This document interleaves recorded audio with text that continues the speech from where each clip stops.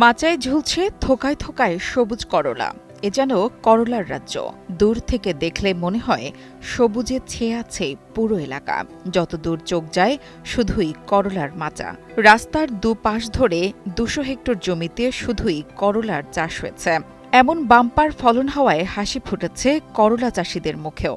আমার কৃষির আশা আর কি টার্গেট ৪ থেকে ৫ লাখ টাকার টার্গেট।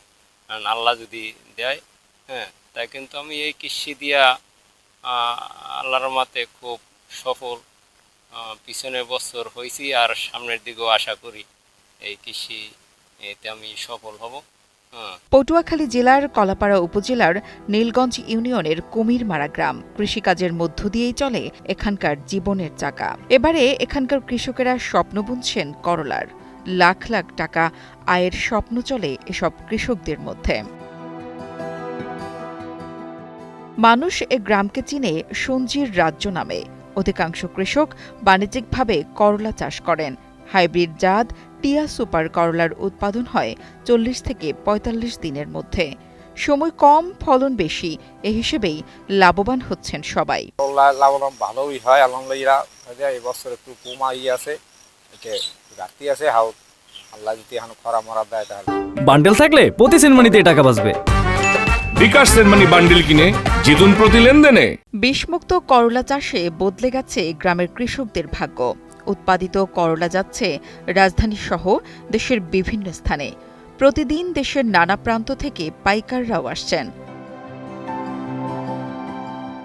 সিজন অনুযায়ী টিয়া সুপারের করলা চাষ করে লাভবান হয়েছেন বলে জানালেন করলা চাষিরা।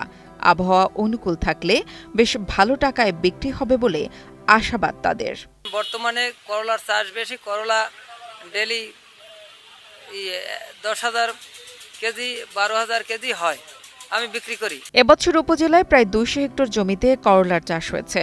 কৃষি বিভাগ সবসময় কৃষকদের পরামর্শ দিচ্ছেন বলে জানালেন এই কৃষি কর্মকর্তা। পটুয়াখালী জেলা কলাপাড়া উপজেলা নীলগঞ্জ ইউনিয়নটি আমাদের করলা চাষের জন্য খুবই সমৃদ্ধ এবং খুবই উপযোগী। দীর্ঘদিন ধরে এখানে কুমিরমারা গ্রামে আমাদের বিশেষ করে এসএসসিটি কৃষক দলের কৃষকরা অনেক বেশি পরিমাণে করলা উৎপাদন করে থাকে। তো বরাবরের মতো এবারও অনেক জায়গা জুড়ে প্রায় ২৫০ হেক্টর জমিতে করলার আবাদ হয়েছে এবং ফলন শুরু থেকে যথেষ্ট ভালো। যদিও মাঝখানে টানা ভারী বৃষ্টির কারণে কিছু কিছু গাছ একটু সমস্যা হচ্ছে, কিন্তু তারপরে এখন এভারেজ ফলন অনেক ভালো আছে। কৃষকরা তাদের করলা কর্তন করতেছে এবং সেটা কিন্তু ঢাকার কারণ বাজারে তারা অনেক বেশি পরিমাণে পাঠাচ্ছে, প্রতিদিন ২০০-৩০০ মন এরকম। তো আশা করি কৃষকরা এবারও বরাবরের মতোই লাভবান হবে। করলা চাষ লাভজনক হওয়ায় দিন দিন বাড়ছে এর উৎপাদনও।